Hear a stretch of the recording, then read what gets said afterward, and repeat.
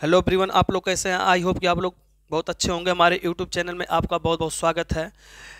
My dear student, आज हम part 1 class 10वीं का त्रिकोणमिति का परिचय चैप्टर नंबर 8 के बारे में बताने जा रहा हूं।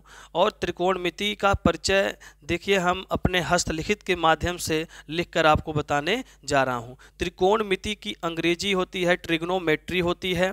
ट्रिग्नोमेट्री की व्युत्पत्ति ग्रीक शब्द ट्रीगोन और मेट्रोन, मतलब जो ट्रिग्नोमेट्री है ना, इसमें देखिए TRI अलग हो गया, GON अलग हो गया, METRY की जगह पर लिखा गया METRON। तो तीन शब्द हैं ग्रीक भाषा के, ट्रीगोन मेट्रोन, ठीक है, से हुई है, जिसका अर्थ क्रमशः होता है। देखिए ट्री का अर्थ होता है तीन, गौन का अर्थ होता है भुजा और मेट्रोन का अर्थ होता है माप। अर्थात इसका अर्थ निकलेगा त्रिभुज की भुजाओं और कोणों का मापन। मतलब त्रिकोणमिति जो होता है उसमें हम त्रिभुज की भुजाओं और उसके कोणों का क्या पढ़ेंगे? मापन पढ़ेंगे, ठीक है ना। तो आप लोगों को मैंने त्रिकोणमिति का परिचय बता दिया। अब त्रिकोणमिति के परिचय के बाद हम चलते हैं परिभाषा पर। देखिए परिभाषा क्या है, परिभाषा इसी के अकॉर्डिंग ही परिभाषा बना है। त्रिकोणमिति गणित की वह शाखा है जिसमें त्रिभुज की भुजाओं और कोणों के पारस्परिक संबंधों का अध्ययन किया जाता है। फिर से सुनिएगा, त्रिकोणमिति गणित की वह शाखा है जिसमें त्रिभुज की भुजाओं और कोणों के पारस्परिक संबंधों का अध्ययन किया जाता है। तो हम लोग त्रिकोणमिति में किसका अध्ययन करते हैं? हम लोग त्रिकोणमिति में त्रिभुज और उसके कोणों का पारस्परिक संबंधों का अध्ययन करते हैं, ठीक। अब हम इस चैप्टर को, इस त्रिकोणमिति को और अच्छे प्रकार से समझने के लिए और क्या क्या आपको पढ़ना होगा, ये बहुत ज़रूरी है। देखिए त्रिकोणमिति में शब्द आया है त्रिभुज। क्या आया है? त्रिभुज। तो हमें सबसे पहले पढ़ना पड़ेगा त्रिभुज की त्रिभुज है क्या। तो देखिए त्रिभुज के बारे में यहाँ पर मैंने लिखा है कि त्रिभुज क्या है। तो त्रिभुज लिखा है, तीन भुजाओं से घिरी हुई बंद आकृति को त्रिभुज कहते हैं। फिर से सुनिए, तीन भुजाओं से घिरी हुई बंद आकृति को त्रिभुज कहते हैं।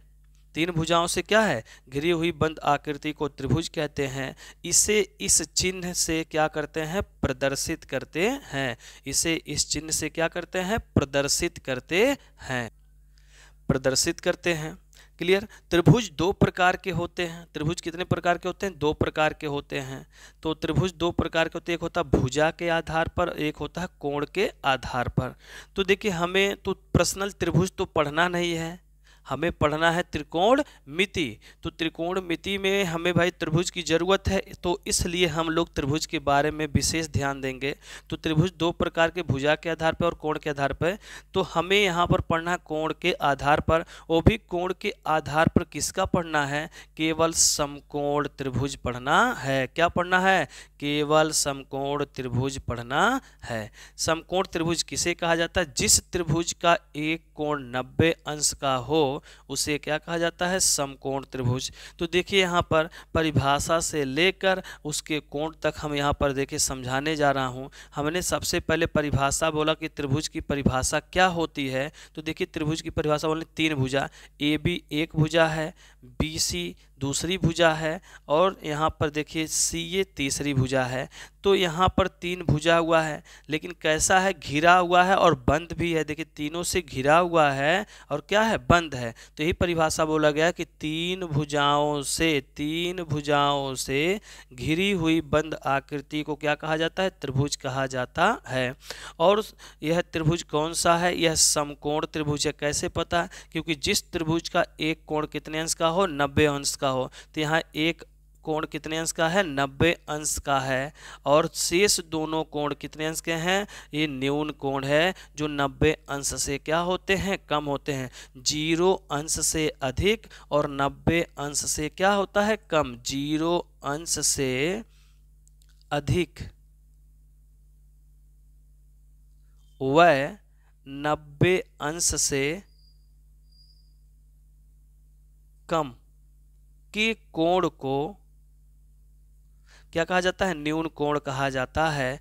तो आपको पता होना चाहिए कि समकोण त्रिभुज है, और समकोण त्रिभुज में देखिए कोण A कोण बी और कोण सी, ये तीनों कोण मिलके 180 अंश के होते हैं। कितने होते हैं? 180 अंश। तो यहाँ लिखेंगे कोण ए प्लस कोण बी प्लस कोण सी बराबर 180 अंश का होगा, जिसमें से आपका इसमें कोण बी कितने अंश का हो गया है? 90 अंश का हो गया है।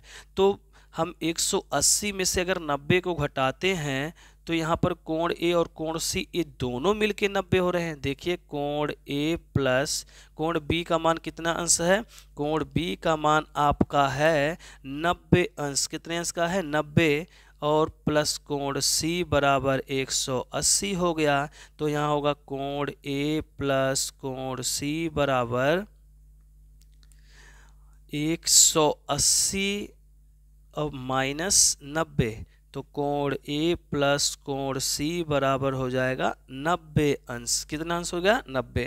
तो यहाँ पर देखिए बी जो है ये केवल 90 अंश है, तो अकेला 90 है ना, तो इसलिए ये समकोण माना जाएगा। और जो ए और सी है ये दोनों मिलके 90 हुए हैं, तो इसका मतलब दोनों मिलके 90, अलग अलग करेंगे तो 90 से क्या होंगे? कम ही होंगे, इसलिए ये दोनों क्या माने जाएंगे? न्यून कोण माने जाएंगे। ठीक है ना। इस तरह से आपने समकोण त्रिभुज के बारे में क्या किया? समझ लिया। अच्छा, इसे लिखा कैसे जाता है ये भी ध्यान देना है आपको है। तो देखिए जहां पर कोण बी 90 है ना, तो जो कोण होता है वो बीच में होता है। क्या होता है? बीच में। तो कैसे लिखेंगे? कोण का संकेत देखिए ऐसे बनता है। कोण का संकेत क्या है? ऐसे आप बनाएंगे कोण का संकेत। तो लिखेंगे कोण ए बी सी बराबर 90 अंश, और कोण ए और कोण सी क्या है? न्यून कोण है। भुजा कौन है? भुजा ए बी, भुजा बी सी और भुजा ए सी।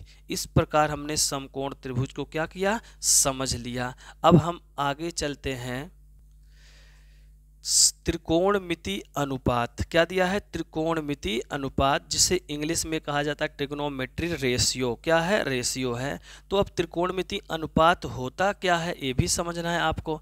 तो त्रिकोणमिति अनुपात उसी बच्चों को समझ में आएगा जो समकोण त्रिभुज को अच्छे से पढ़ा होगा, जो समकोण त्रिभुज को क्या किया होगा? अच्छे से पढ़ा होगा। तो देखिए यहाँ पर हमने परिभाषा लिखा है, किसी समकोण त्रिभुज की तीन भुजाओं में से। तो देखिए ऊपर यहाँ पर देखिए समकोण त्रिभुज दिखाई दे रहा होगा ए बी और सी। इसमें कितने भुजा हैं? 1 2 और 3 है। यहाँ परिभाषा में देखिए किसी समकोण त्रिभुज की तीन भुजा, तो तीन भुजा हो गया। में से कह रहा में से किन्हीं दो भुजाओं के अनुपात को, मतलब कह रहा किसी समकोण त्रिभुज की तीन भुजाओं में से किन्हीं दो भुजाओं के अनुपात को त्रिकोणमिति अनुपात कहते हैं। मतलब हमारे पास तीन भुजा है, इन तीनों में से केवल दो ही भुजा अनुपात होना चाहिए। तो अनुपात कैसे होता है? जैसे तीन भुजा मैंने ए बी और बी सी और क्या है? ए सी है। तो देखिए यहाँ भुजा ए बी और भुजा बी सी और भुजा क्या है? ए सी है। तो तीन भुजा है, तीन में से क्या रहा? केवल दो ही भुजा अनुपात में होना चाहिए। तो कैसे होना चाहिए?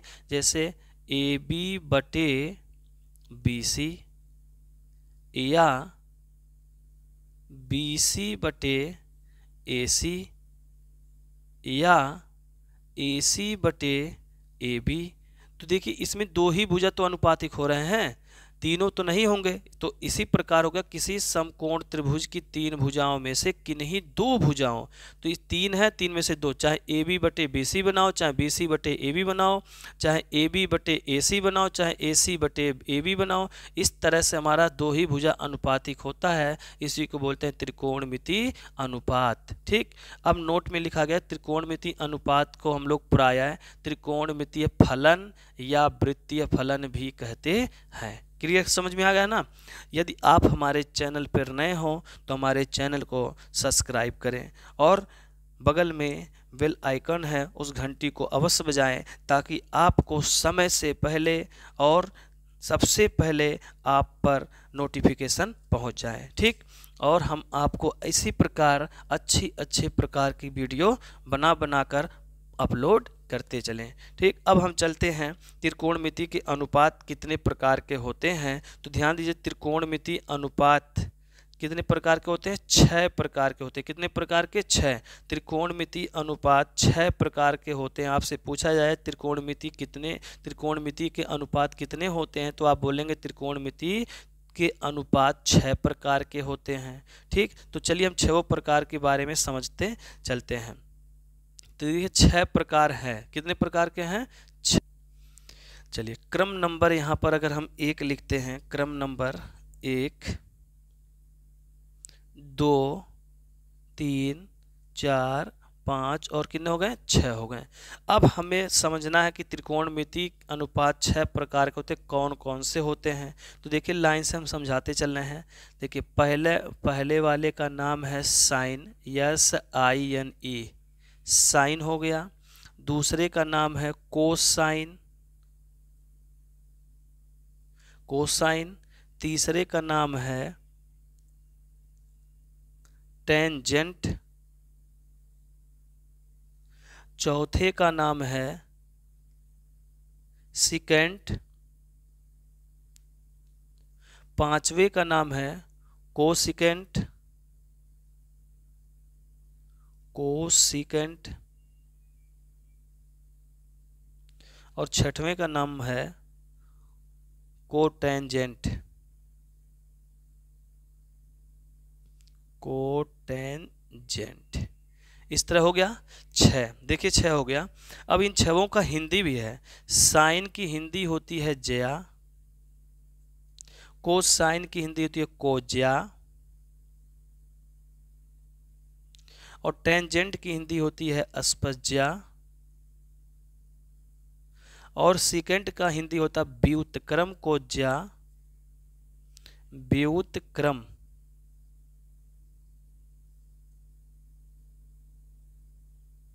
कोज्या। और कोसिकेंट का होता है व्युत्क्रम जया, व्युत्क्रम जया। और कोटेंजेंट का होता है व्युत्क्रम स्पर्श जया, व्युत्क्रम स्पर्शजा। इस तरह हमने हिंदी सीख लिया।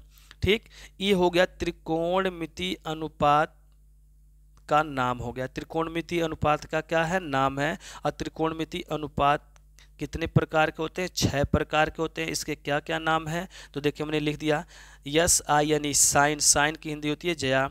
कोसाइन, COSINE, कोसाइन माने होता है कोज्या। TANGENT, टेंजेंट माने होता है अस्पज्या। SECANT, सिकेंट माने होता है व्युत्क्रम कोज्या। और कोसिकेंट मतलब होता है व्युत्क्रम जया। और कोटेंजेंट मतलब होता है व्युत्क्रम अस्पज्या होता है। ये हो गया त्रिकोणमिति अनुपात का नाम। लेकिन अब हमें त्रिकोणमिति में क्या होता है, इन सभी त्रिकोणमिति अनुपातों का संक्षिप्त नाम यूज किया जाता है। कौन सा नाम? संक्षिप्त नाम। तो SINE, साइन को लिखते हैं हम लोग केवल SIN, साइन लिखते हैं। कोसाइन को लिखते हैं केवल COS, कॉस लिखते हैं। टेंजेंट को लिखते हैं TAN, टेन लिखते हैं। सिकेंट को लिखते हैं SEC, सेक लिखते हैं।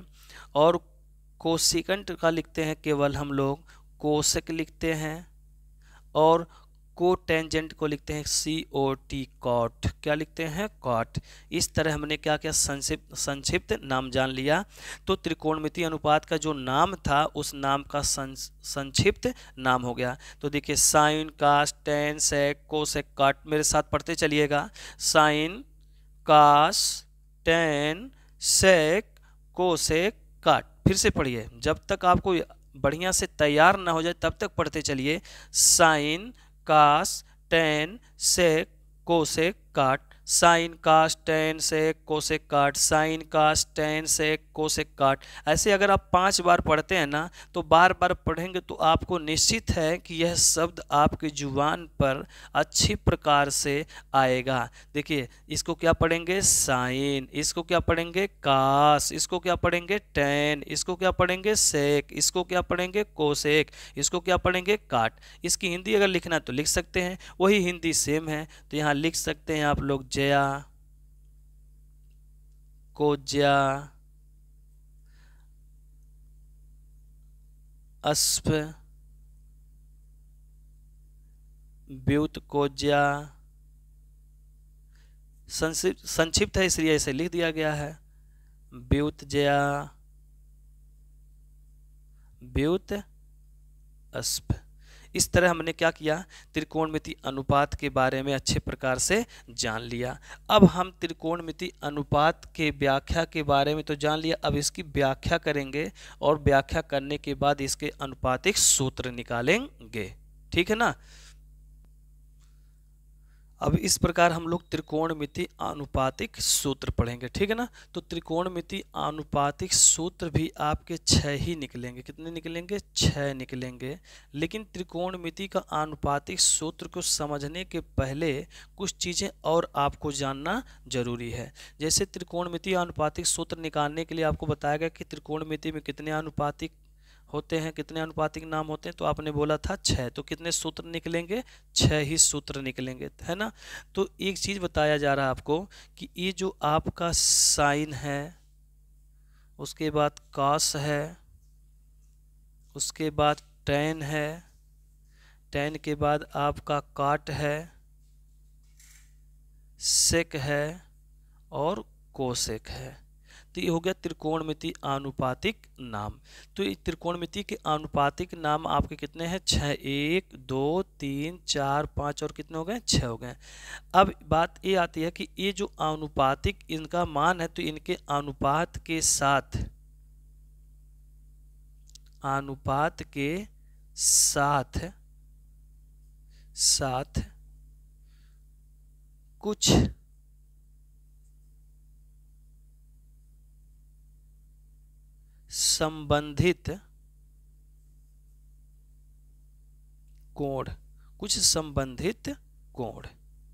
कुछ संबंधित कोण,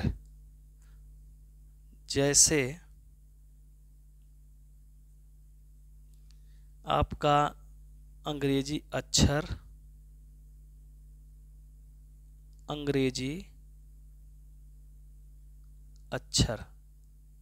A B C D dot हो गया ना, या थीटा, इसको क्या बोला जाता है? थीटा, क्लियर, या अल्फा या बीटा होना आवश्यक है।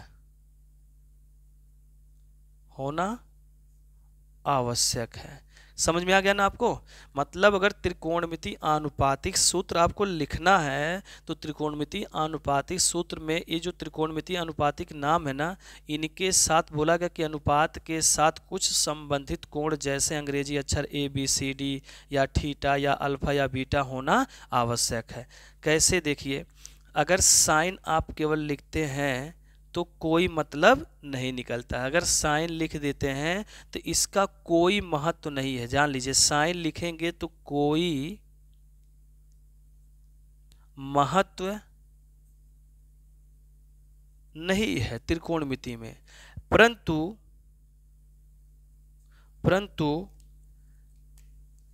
इस शब्द के साथ आप अगर A जोड़ देते हैं या साइन के साथ थीटा जोड़ देते हैं, तो समझ लीजिए इसका महत्व क्या हो गया? बढ़ गया। अब इसका क्या है? महत्व है। क्लियर, समझ में आ गया ना। तो इस तरह हमने आपको समझा दिया। कुछ जो छोटी छोटी चीज़ें हैं, इसको हम इस वीडियो के माध्यम से आपको समझा रहे हैं कि त्रिकोणमिति वास्तव में कैसे आपको हल करना है, कैसे समझना है।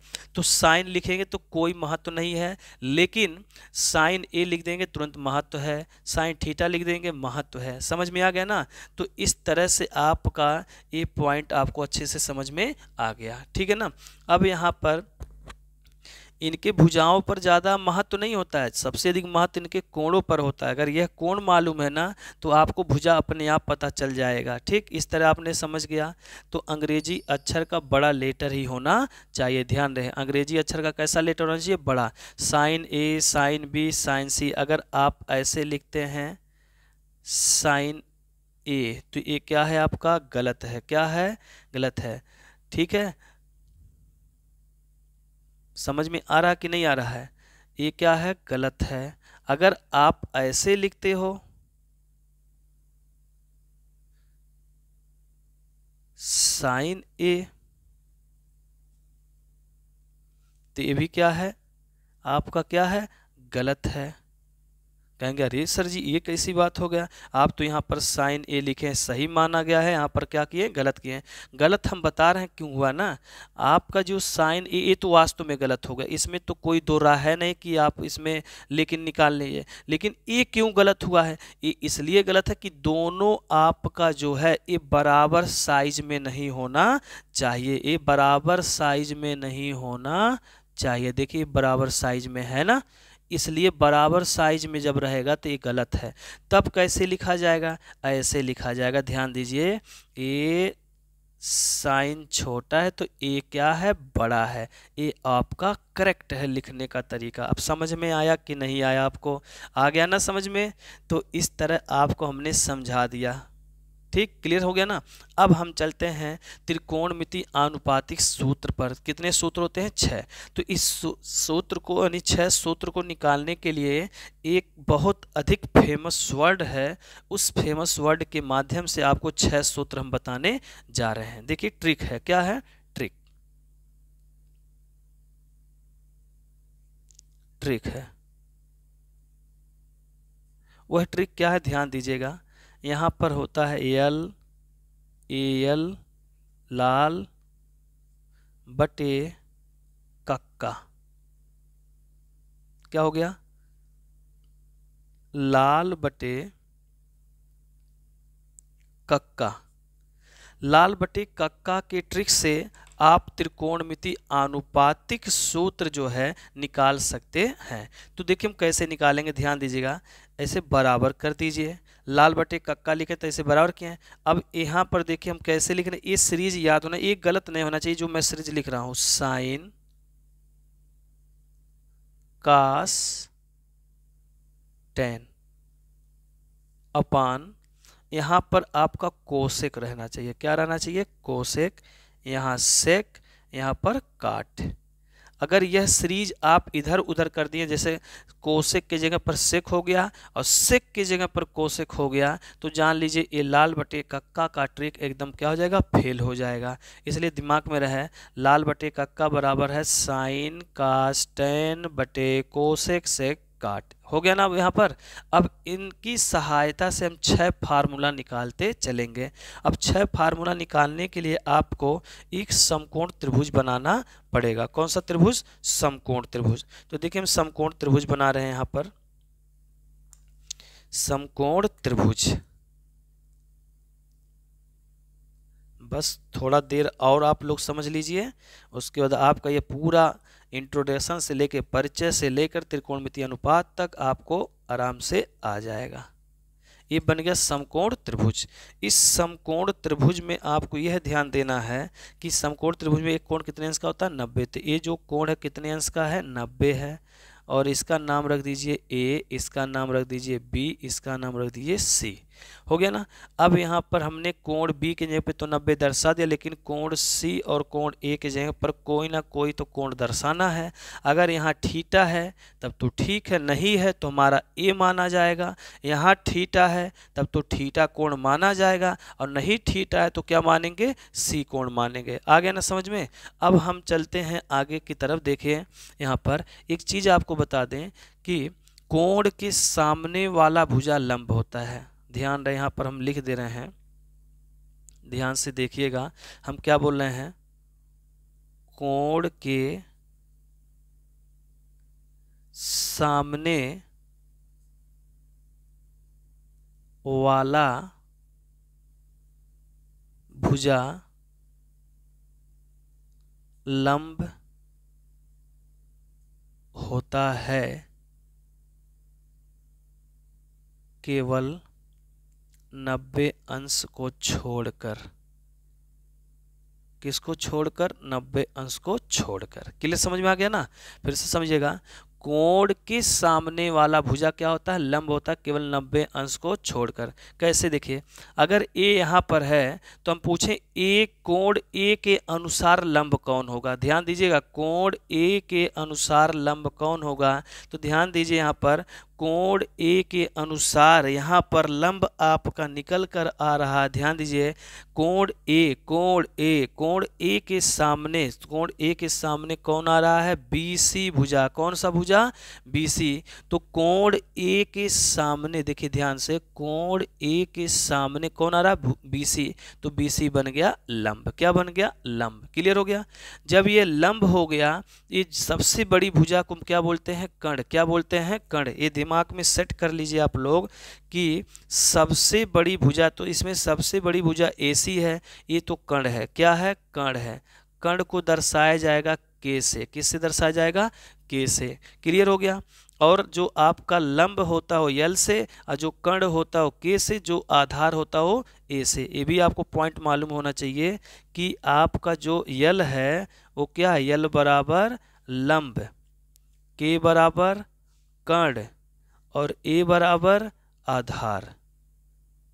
ये पॉइंट दिमाग में सेट होना चाहिए आपको। ठीक, अब हम बता रहे थे कोण के सामने वाला भुजा लंब। तो कोण ए के सामने वाला भुजा ए हो रहा बीसी ना, तो ए के सामने वाला भुजा ए क्या बन गया, लंब। क्लियर, समझ में आ गया, क्या बन गया, लंब। और ए क्या बन गया आपका, आधार। लंब मिल गया, कर्ण पहले से ही है, तो जैसे आपका लंब मिला तो जानो ए भुजा कौन सा बना, आधार बना। क्या बना, आधार। पॉइंट समझ में आ गया।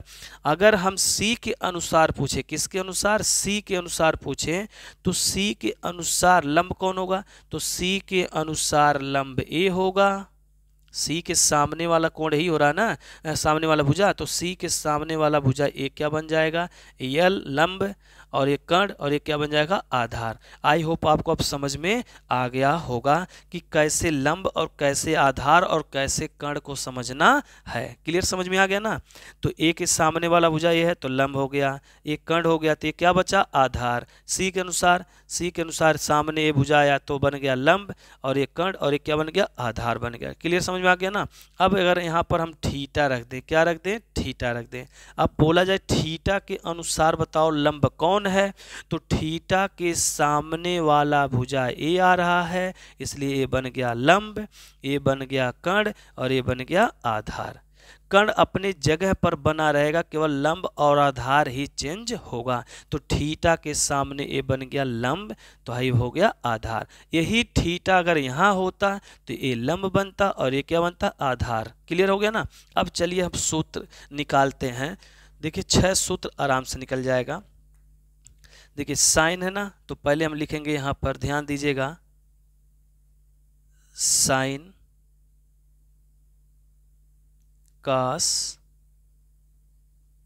टेन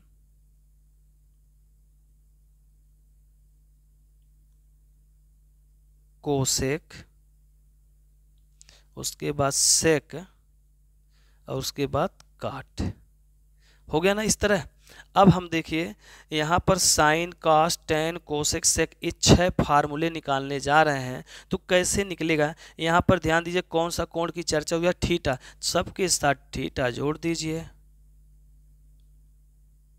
जुड़ गया ना। अब इक्वल टू बना दीजिए, equal to equal to equal to equal to equal to और इक्वल टू। इक्वल टू का मतलब बराबर होता, क्या होता है, बराबर। अब आपसे पूछा जाए साइन थीटा बराबर क्या होता, साइन थीटा बराबर क्या होता, ध्यान दीजिएगा। साइन थीटा नंबर 1 पे है, तो साइन थीटा देखिए लंब बटे कर्ण, क्या बनेगा, लंब बटे कर्ण। हिंदी में लिख दीजिएगा, लंब बटे कर्ण हो गया। कास दिया, कास दूसरे नंबर पे, तो दूसरे नंबर पे कौन है, ए है, तो हो गया आधार बटे कर्ण। आधार बटे कर्ण क्या बन जाएगा, आधार बटे